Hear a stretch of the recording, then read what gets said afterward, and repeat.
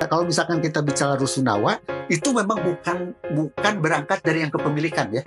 Dikotomi kepemilikan dan kepemilikan itu dikotomi nggak perlu. Sebenarnya nggak perlu. Karena mau mengurangi angka housing backlog. Yang selama ini yang dipakai pemerintah itu backlog ya berarti. Housing backlog bertambah, artinya ada masalah dalam penyediaan perumahan dan perkotaan. Ya, pendekatan yang backlog ya dengan housing plan, itu memang housing plan itu perlu kompleksnya lebih rumit gitu Pak. Luas permukiman kumuh, makin banyak backlog, makin banyak komuter, ya itu makin banyak housing backlog.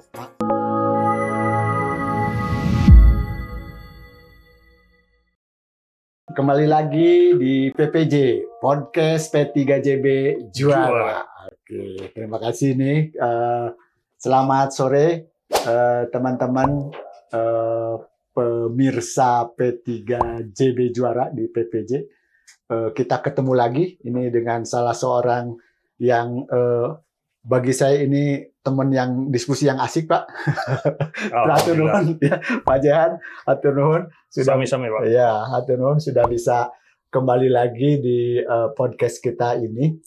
Saya ingin memberikan catatan terlebih dahulu Pak, karena di luar podcast kan saya selalu ngikutin diskusi kita Pak ya di WA Group. Yang menurut saya ini Pak Jehan itu salah satu yang memang kita butuhkan Pak ya.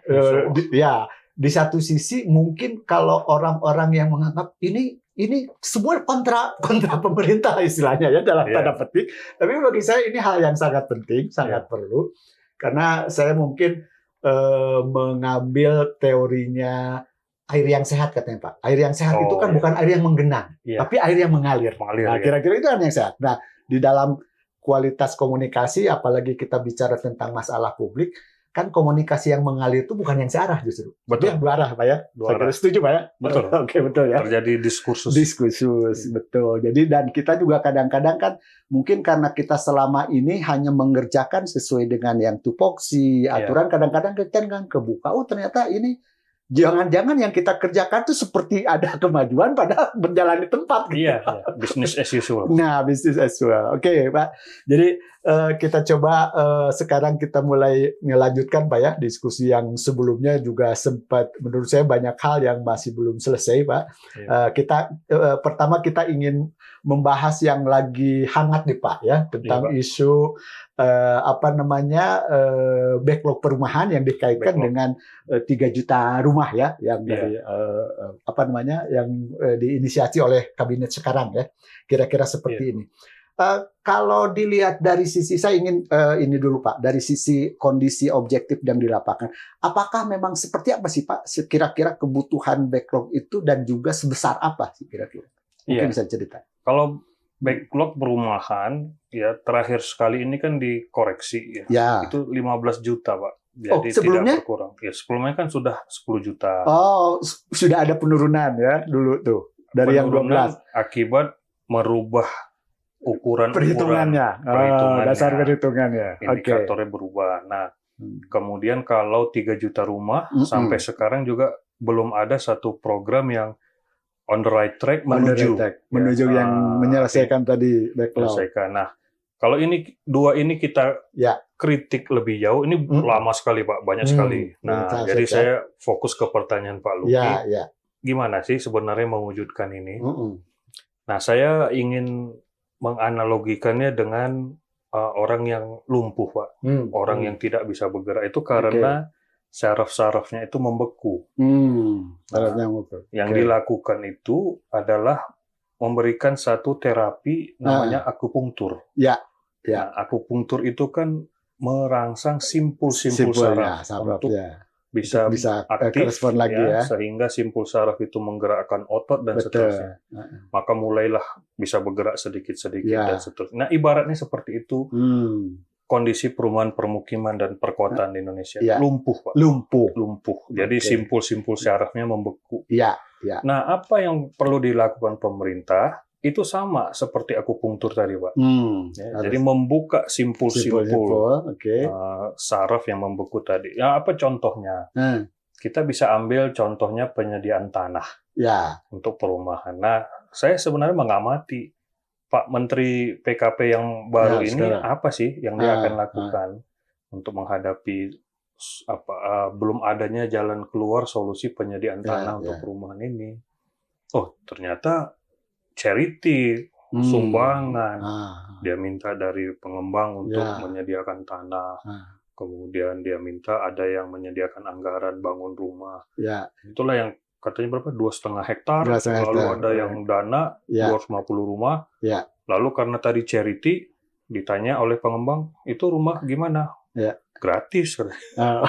Itu yang Mas, menurut Pak Jihan itu belum mengarah ke yang solusi tadi. Jadi contoh membuka simpul pertanahan itu, ya kita harus ke sumber-sumber pertanahan, yaitu Direktorat Jenderal Kekayaan Negara, misalnya, atau tanah BUMN, atau misalnya gimana sih penyediaan tanah itu dua, satu penataan ruang karena mengatur peruntukan, satu lagi pertanahan, pengadaannya, pertanahan, administrasi tanahnya. Administrasi tanah. Nah, dua mekanisme itu kan akhirnya membuat land for housing itu siap. Jadi bukan asal tanah di mana-mana, bukan. Nah, itu yang perlu kita buka itu. Oke, sebenarnya saya mau lagi, tapi balik lagi tadi, jadi angkanya sendiri kalau yang terakhir itu 15 juta, Pak? Kira-kira 15 juta, iya. 15 juta. Oke. Justru bertambah, kan BPS 2020 sensus itu sudah menunjukkan angka permukiman kumuh nambah, angka housing backlog nambah.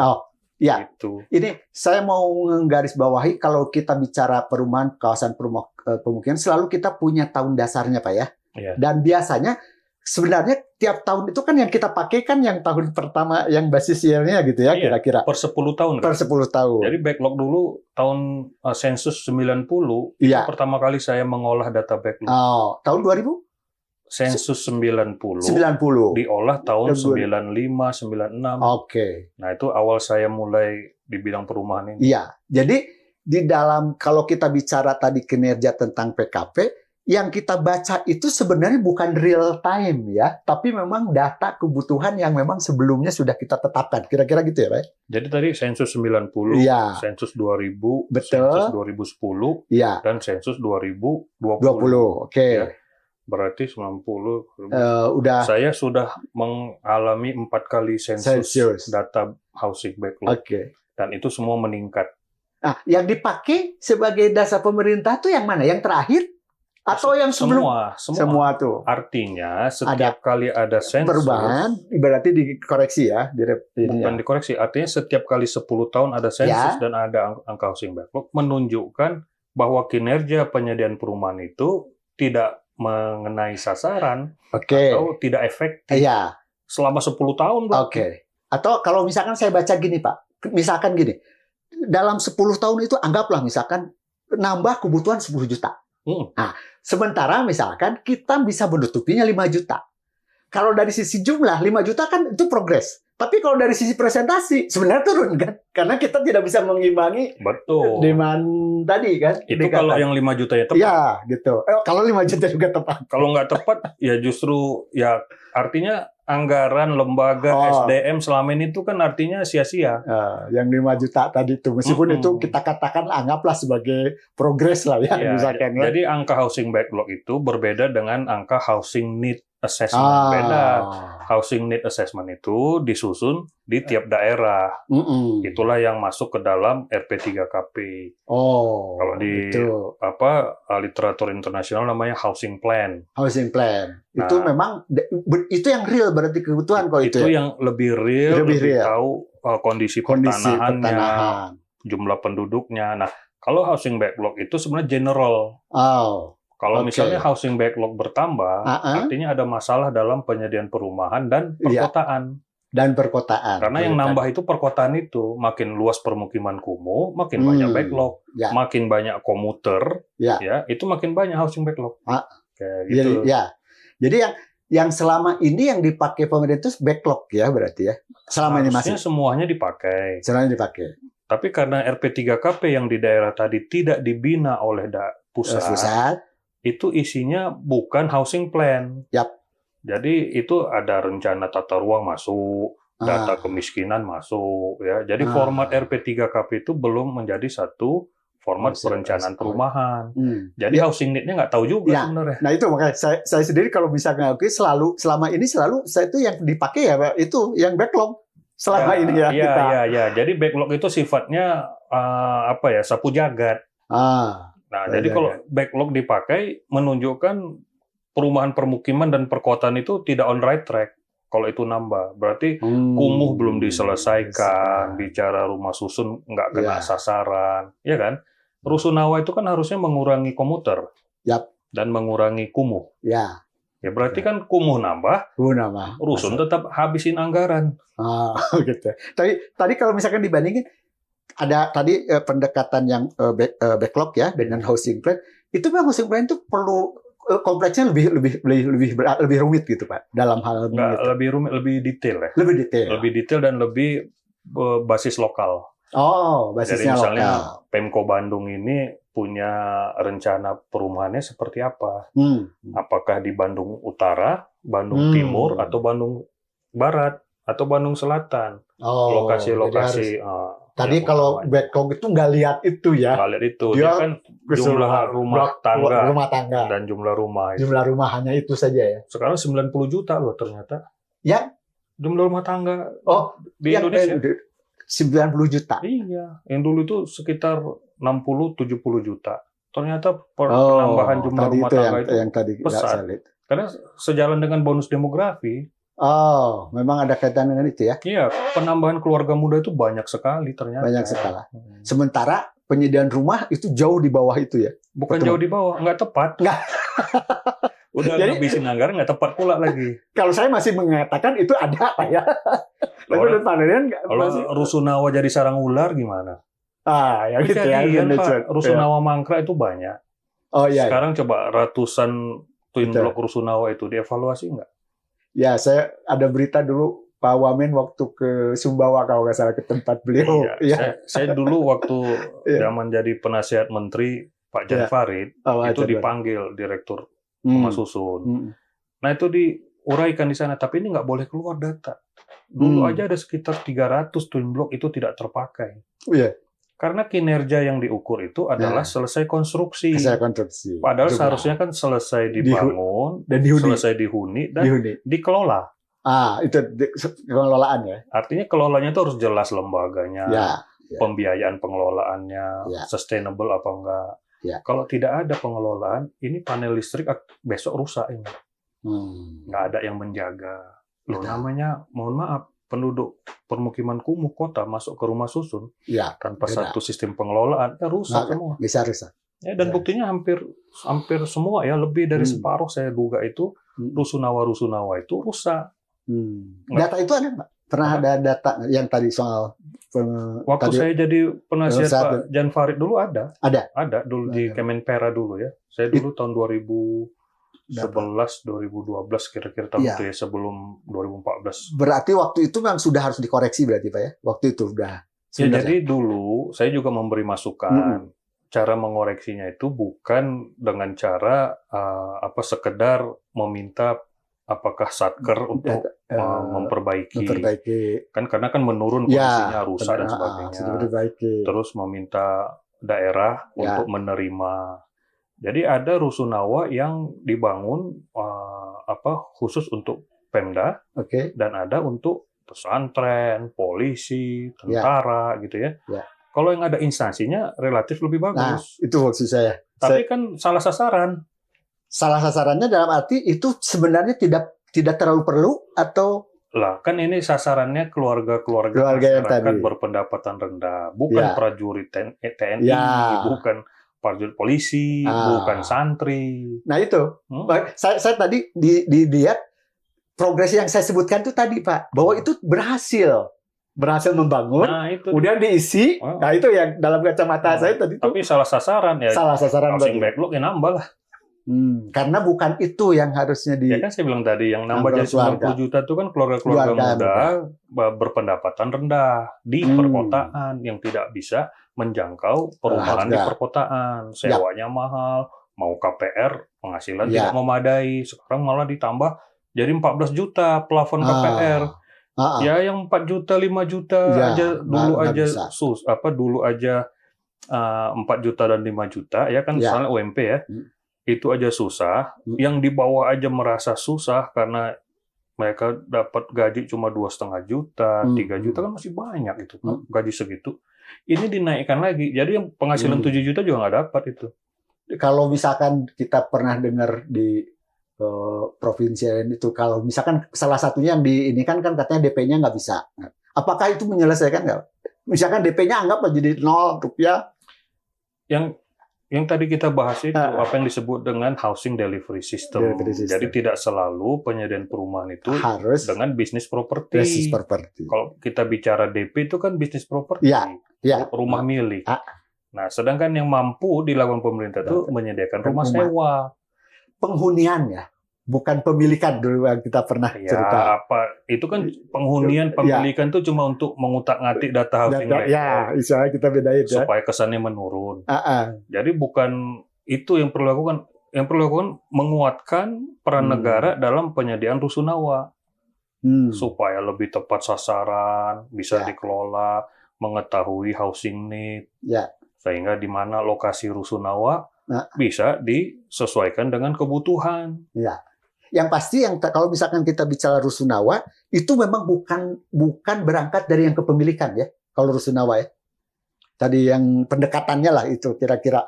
Ya itu yang membuat dikotomi kepemilikan dan kepemilikan itu dikotomi nggak perlu. Sebenarnya nggak perlu. Karena mau mengurangi angka housing backlog.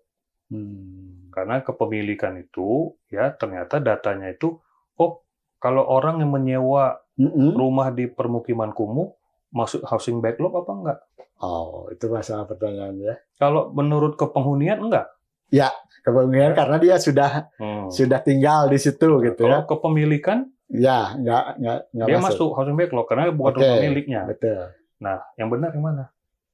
Ya dua-duanya jangan dipakai kepenghunian dan kepemilikan. Yang dipakai itu tempat tinggal yang tidak layak huni, itu permukiman kumuh, squatter namanya, rumah liar. Jadi negara harus mengatasi semuanya sampai masalah pertanahannya. Jangan-jangan gini, meskipun kita anggap misalkan kepemilikan itu kan mahal, dan kita sebenarnya banyak kan masyarakat yang secara mandiri udah punya. Tapi kalau misalkan tadi Bapak bicara bahwa itu sebenarnya nggak layak, jangan-jangan yang pemilikan juga ada yang nggak layak, nggak gitu? Iya, bisa jadi. Bisa jadi kan? Jadi. Jadi karena makanya tujuannya bukan masalah dia bertempat tinggal tapi harus layak kan gitu kira-kira. Layak. Harus layak. Makanya saya nggak mau terjebak dengan dikotomi pemilikan penghunian itu karena latar belakangnya udah menurut saya sih nggak benar lah. Harusnya layak dulu ya. Ya harusnya housing backlog itu kita terima, tidak usah diupayakan dikurangi dengan data kepenghunian jadi lebih sedikit, nggak usah. Itu kan indikator per 10 tahun. Ya, yang perlu dilakukan adalah ini ternyata housing provision tuh tidak on the right track. Berarti ada sistem yang belum dibangun. Ya sudah perbaiki. Termasuk tadi housing need. Housing need assessment masuk ke dalam RP3KP. Sekarang RP3KP kan dijadikan mainan proyek. Mohon maaf karena konsultannya juga ngertinya dari si owner kan. Dinas-dinas perumahan permukiman juga RP3KP buatnya begini. Konsultannya kan ikut-ikutan. Ya udah dua-duanya kan temenan. Ya main proyek aja. Hasilnya tidak menjadi arahan guidance untuk daerah bisa menyediakan perumahan. Saya jadi kepikiran ini Pak, karena tadi Pak Jehan mengangkat sebenarnya indikator yang paling itu kan tentang kelayakan ya hunian gitu. Nah, apakah sekarang itu kan kita kalau saya lihat itu kan kita ada yang memang kita melihat rumahnya, bangunannya. Ada yang pendekatannya itu kawasan. Sebenarnya harusnya ke kawasan. Ya semuanya. Harusnya dua-duanya tetap. Tidak layak itu kan tidak layak bangunan. Bangunannya bisa. Tidak layak prasarana. Dan tidak layak status tanah. Kepemilikan ya. Jadi kalau tanahnya dia tanah negara ya tidak layak dong. Tanah negara nggak bisa Enggak, kalau dia bermukim di atas tanah negara, yang misalnya liar jadi permukiman kumuh, ya kan tidak layak. Artinya pemerintah harus meredevelop kawasan itu. Nah ini kan akhirnya dibiarin semua. Jakarta, Surabaya, Bandung, Semarang, Medan, Palembang, Makassar, Batam, Denpasar, semua metropolitan nggak ada perubahan. Malah gini, kalau saya di lain sisi itu kadang-kadang kita masuk program itu status itu jadi masalah juga. Kita nggak bisa masuk juga, Pak. program resmi ya, program formil. Ya karena programnya main proyek. Programnya kan buat jalan, drainase, gorong-gorong, MCK, ya nggak mungkin dong pemerintah membangun jalan di atas lahan yang milik negara diokupasi permukiman kumuh. Nah itu maksud saya. Jadi sekarang jadi karena main proyek. Yang seharusnya itu kan menata ini kawasan dalam skala kawasan. Ini kawasan kumuh, tanah negara, 5 hektar misalnya di satu titik. Ini sudah harus diremajakan. Nah, mana-mana yang sudah lama tinggal nanti diidentifikasi, dibuatkan kawasan baru. Nah ini 5 hektar kira-kira bisa dipakai lagi gitu. Berapa persennya? Paling 30%. Karena misalnya di bantaran sungai nggak mungkin dong dipakai semua gitu loh. Kan sungai perlu untuk penataan. Betul. Nah itu dengan PU Pengairan. PU Pengairan mengatakan ini 50 meter seharusnya. Nah, PU Cipta Karya, PU Cipta Karya dan Perumahan Rakyat harusnya bernegosiasi. Pak ini banyak kebutuhan, bisa dong kita pakai. Oke deh. 30 meter, nah 20 meternya pakai. Betul. Nah artinya kan cuma 30% yang bisa tinggal di situ. 70% lagi kemana? Harus PU ada Perumahan sama PU Cipta Karya harus menyediakan kawasan baru. Relokasi. Persis Pak, ini yang tadi soal tadi anggaplah sempadan. Saya ngalamin waktu kita bikin untuk pengolahan sampah Pak. Itu kan itu kita lahan yang paling memungkinkan di Citarum Harum itu sempadan. Sementara kita mentok dengan aturan tadi, bahwa ini nggak boleh, nggak bisa diapa-apain, gitu. Itu tadi kan. Padahal kita butuh untuk penataan tadi. Jadi itu harusnya Pak Menteri PU sejak zaman dulu lah termasuk yang 2 periode terakhir ini, zaman pemerintahan lalu, itu tidak bisa menugaskan penataan sempadan bantaran sungai itu hanya kepada PU Pengairan. Nggak bisa, karena yang menghuni itu urusan perumahan kan si PUPR. Betul. Perumahan dan Cipta Karya. Cipta Karya. Karena kebiasaan main proyek, Cipta Karya dan perumahan nggak diminta untuk bertanggung jawab bagaimana ini. Jadi itu tanggung jawab Pemda, kata Pak Menteri. Maka disalahinlah Pemprov DKI waktu itu.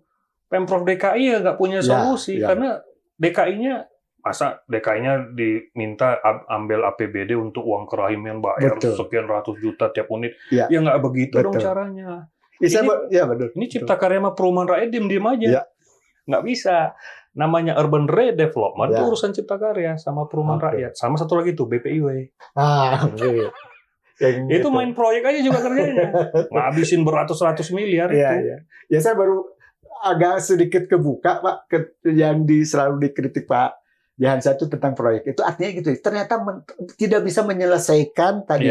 Karena selama ini yang saya pernah alamin juga, ketika berhadapan dengan aturan tadi, kadang-kadang aturannya hanya di Ditjen Pak, bukan Menteri kadang. Di Ditjen SD-nya aja gitu. Itu nggak bisa tembus juga. Nggak tembus. Nggak bisa tembus. Nggak bergerak. Jadi gini ya, proyek konstruksi itu ada di level kelima, paling bawah itu Pak ya. Nah, itu harusnya bergerak ke atas namanya program pembangunan. Bisa 5 tahun, bisa 10, bisa 20. Di atas program arah kebijakan. Termasuk dalamnya strategi, skema dan sebagainya. Di atasnya lagi masih ada konstitusi. Tadi arah kebijakan itu di undang-undang ada semuanya ya. Nah, konstitusi ini udah 45. Pasal 33 pembukaan. Masih ada lagi nomor 1 yaitu hak asasi manusia. Universal, global. Ya, jadi ini harus diurut kembali sampai ke bawah. Oh, proyeknya begini. Kalau dari atas tadi diurut. Nah, atau tadi balik Pak, ternyata proyeknya misalkan tadi salah-salah, berarti harus kita naikin ke atas. Gitu. Bukan gitu, artinya arahnya itu harus dari atas. Disusunnya dari atas. Iya betul. Itu yang top down-nya ya. Hak asasi manusia, konstitusi, kebijakan, program dan proyek. Oh, kalau diurut itu ternyata proyeknya jadinya begini. Harus dijalankan. Nah, sekarang nggak kan? Proyek dulu bisnis as usual. Oh, kita bisa nih biasa. Oh, ini kita bisa. Nah, atas itu buat cantolan aja. Tadi maksud saya tuh lebih ke gimana ketika mentok di aturan yang tadi konstruksi, harusnya maksud saya dinaikin ke atas, ternyata harusnya dikoreksi dong. Gitu. Maksudnya proyek ini tuh harusnya bisa dikoreksi, jangan gini. Tapi lihatnya gitu maksudnya. Betul. Karena jarang yang memulai dari atas, nggak bisa. Biasanya selama ini kan kita yang di bawah itu. Kalau saya kan selalu dikatakan, teori Pak Jahan. Loh, kita harus menyusun dari atas ini. Jadi misalnya bedah rumah itu misalnya bukan rumah swadaya itu jadi bedah rumah itu salah sasaran. Oh gitu. Gitu. Jadi rusunawa juga salah juga. Harus dikoreksi juga gitu, bukan proyek konstruksi, tapi proyek pengembangan kawasan. Ya, misalnya satu kawasan itu 5 hektar, 10 hektar gitu ya. Ambil contoh aja lah kalau di swasta atau dulu Rusunami itu seperti Kalibata City misalnya. Itu kan 10 hektar. Ya seperti itu minimal Rusunawa. Kalau sekarang kan enggak. Nah, itu makanya jadi kelihatannya kita harus nentuin dulu yang kawasan yang mau kita benahi, gitu ya. Baru kita bicara tadi kan bangunannya. Itu kawasan tadi kan di level 4 tadi program pembangunan. Di program pembangunan ya. Nah, sekarang kawasannya di mana ditentukan dari arah kebijakan. Kok kawasannya di tengah hutan atau di daerah jauh perkotaan yang nggak bisa. Berarti itu jadi ada masalah juga di level itu ya. Iya, karena arah kebijakan misalnya. Masalah perumahan permukiman itu adalah di kota besar. Ya, tadi saya bilang Jakarta dan sekitarnya, Jabodetabek, Punjur, ini masalah perumahan nih. Komuternya, kumuh di pusat kota, juga. Bandung Raya, Surabaya, Gerbang Kertasusila, Medan, Bidangro, ini masalah perumahan tuh di situ. Jadi arah kebijakan ini nggak boleh program perumahan masuk ke misalnya Ciseeng sana terlalu jauh, atau di Ciamis. Kayak kemarin yang tukang pangkas Asgar, asli Garut, itu bukan masalah perumahan rakyat. Itu masalah bangunan gedung dan masalah UMKM.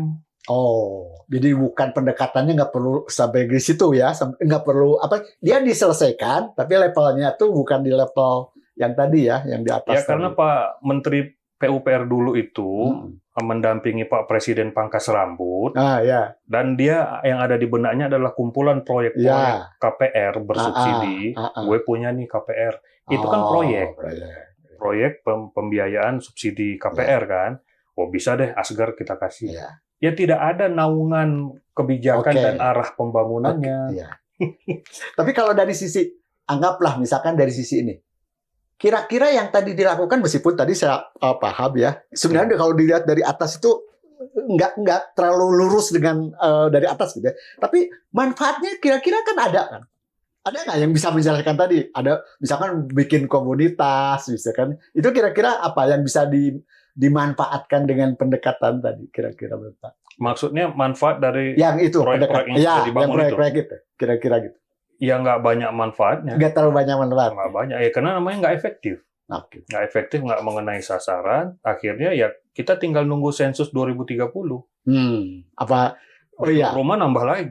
Kumuh nambah lagi. Ya seperti tadi sebenarnya yang waktu awal ketika kata Pak Jihan, tanah bukan soal dari charity gitu ya. Ya nggak perlu, harus ada strategi ya, pertanahan dan sebagainya. Nah, cuma maksud saya kebayang, bisa nggak ternyata yang charity itu tuh lumayan gede gitu Pak? Nggak bisa juga. Loh kan ini ada studinya Pak. Orang sekolah ini tuh S1, S2 sampai doktor profesor Pak. Jadi kalau nggak pakai ilmu ya nggak bisa. Meskipun saya bilang, misalkan kalau tentang besar dan bisa selesai gitu. Nggak bisa. Jadi Pak Luki bayangkan tuh sama ya dengan cara pikir orang. Yang tadi yang penting ada proyek.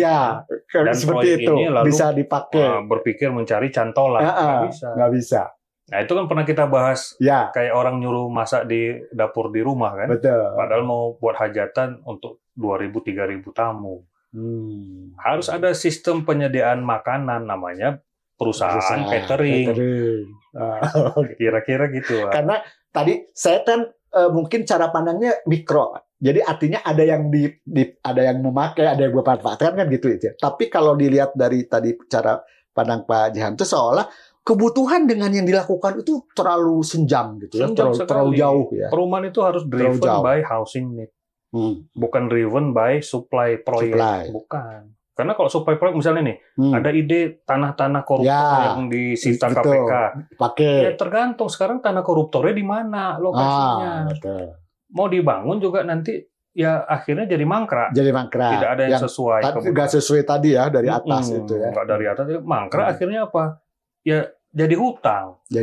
Misalnya kita dapat uang dari Qatar, ya kan APBN terbebani hutang, bahwa ini nggak jadi rumah.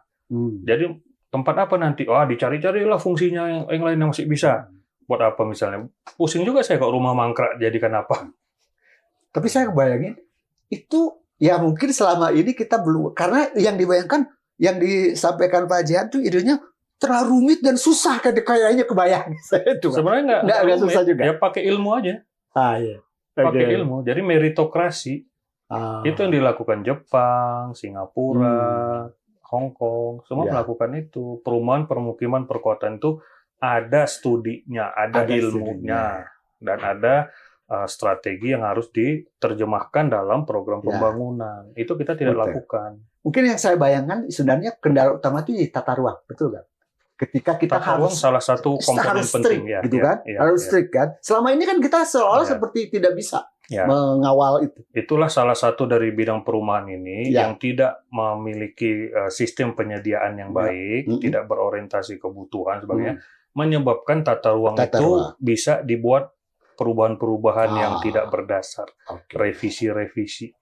Ini tanah gue nih, buatlah di tata ruang peruntukannya supaya sesuai untuk bisnis properti. Ya kan bisa. Ya gara-gara bisnis properti ya dibiarkan. Nah, kalau misalnya ini kawasan yang sudah ditetapkan pemerintah sebagai kawasan pengembangan permukiman. Bisnis properti di situ. Betul. Tapi saya pernah nemuin di lapangan seringkali intuisinya si investor lah bisnis berbeda dengan cara kita untuk menyusun tata ruang. Akhirnya diakomodir kan karena yang laku ternyata memang mengikuti itu Pak. Itu karena kita punya public developer, mohon maaf, stunting gitu. Stunting gimana? Tidak berkembang. Tidak berkembang. Ya, jadi dulu Perumnas kita itu hebat. Oh, dulu hebat ya? Hebat. Perumnas yang awal-awal. Regional 1, Regional 2, Regional 3 ya. Jabar ini Regional 2 maksudnya ya. Nah, itu di setiap lokasi pasti ada kota besarnya. Yang di sana kota Medan, yang di sini Surabaya. Sama kayak Pelindo kan juga ada regionalnya ya. Nah, hampir di semua regional yang ada kota besarnya, metropolitan ini Jakarta, Surabaya, Bandung, Medan gitu ya, Makassar, itu bagus perumnasnya. Perumnasnya bagus. Bisa dilihat dari jejaknya, misalnya kota di Medan itu Mandala, di Jakarta itu ada yang di Jakarta Timur itu ya, Kampung Melayu ke sana lagi itu ya.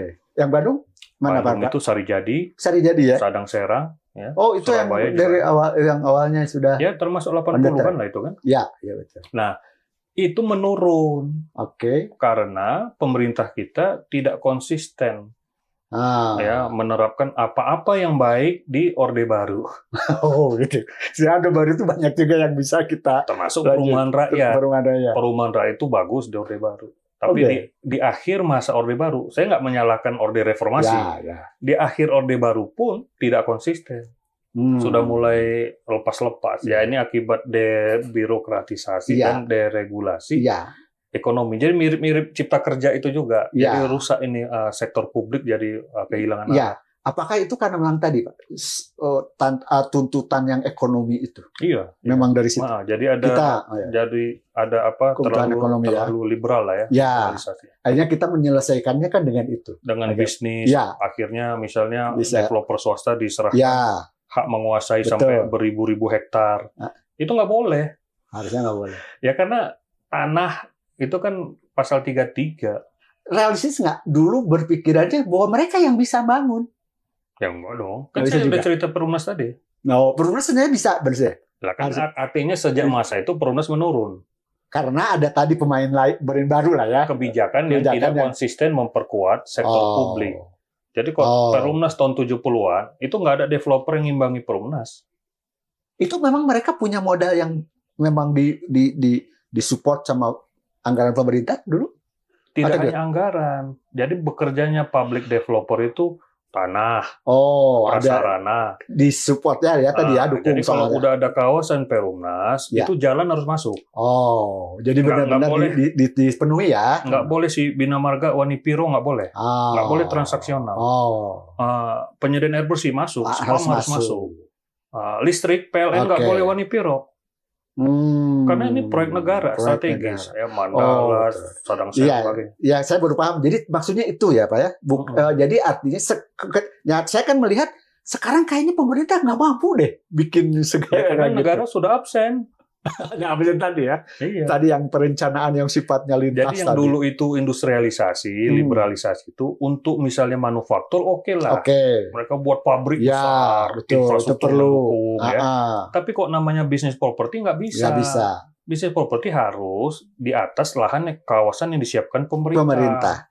Tidak bisa sama pasar ya. Nggak bisa langsung. Nggak bisa langsung. Nggak bisa langsung dan nggak bisa menguasai tanah sampai beribu-ribu hektar, nggak boleh. Itu mengkhianati konstitusi.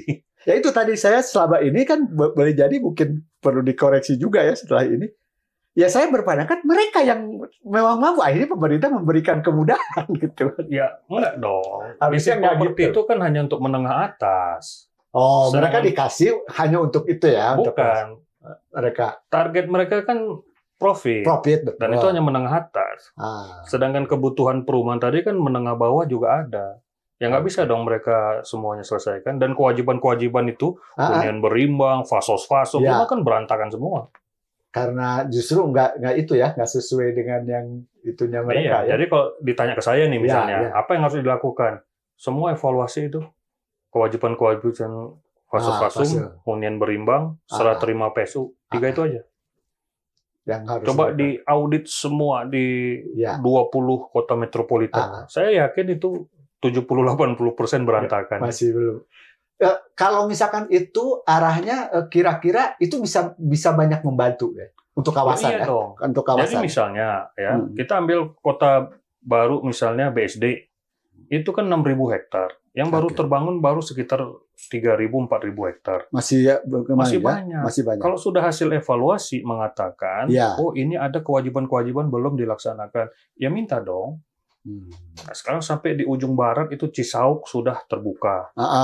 Masa 10 hektar untuk pemerintah nggak bisa? Kecil dong 10 hektar dibanding 6.000 hektar. Nah, sesudah diserahkan, boleh dong BSD-nya minta. Kita boleh minta dong jangan bangun rusunawa yang rebek dong. Memang harus. Ini public developer harus bagus. Rusunawa rasa apartemen. Misalnya itu dong. Itu sebenarnya bisa. Jadi artinya tadi saya mungkin balik lagi. Sebenarnya mereka sekarang tuh bisa kita manfaatkan gitu ya. Yang sekarang. Ya karena kewajibannya selama ini tuh nggak terpenuhi. Karena ketika private sector led development, itu berarti public interest, public services, semuanya itu terabaikan. Mereka itu profitnya yang diorientasikan. Iya dong, dan kita wajar. Normal, namanya bisnis mana mau urus negara. Betul. Coba, yang salah ya pemerintah. Kok ngasih urusan negara ke bisnis? Sebenarnya ada. Tadi itu, balik lagi, aturannya yang memang harus kita balik lagi. Nggak bisa pakai aturan. Jadi kalau undang-undang dasar, konstitusi mengatakan udah tanah, air, dan kekayaan alam itu dikelola oleh negara dan digunakan untuk sebesar-besarnya kemakmuran. Ya jalankan. Ya itu maksudnya aturan tadi Pak, yang tadi tentang apa tadi PSU lah ya. Maksudnya itu. Enggak. Kalau maksud Pak Luki kan aturan-aturan tadi hunian berimbang, gitu. PSU. Gitu. Itu tidak efektif. Tidak efektif. Tidak akan efektif. Meskipun tadi sebenarnya mereka sekarang masih punya utang gitu ya. Ya kan jadinya nanti pemerintah nagih-nagih hutang dianggap kayak preman. Iya kan? Cuma tadi saya bilang bisa menyelesaikan nggak kira-kira yang tadi ya? Ya itu ya nggak termasuk terlalu. Ya kalau ada manfaatnya. Kalau saya misalnya dalam posisi itu, pasti saya nanti dituduh preman. Karena risikonya itu ya. Maaf Pak, nih BSD udah bagus. Nih Kota Baru Parahyangan udah bagus. Masa kita dibuat rusunawa? Kan kita nggak enak. Saya arsitek. Saya juga punya visi tentang urban design. Ya nggak enak dong posisi malak gitu. Jadi pertama rubah dulu kebijakannya. Ya baru bisa menghimbau. Ya kan tadi misalnya kalau rusunawa rebek ya nggak mau dong mereka. Ya wajar lah, menurunlah nilai lahan mereka.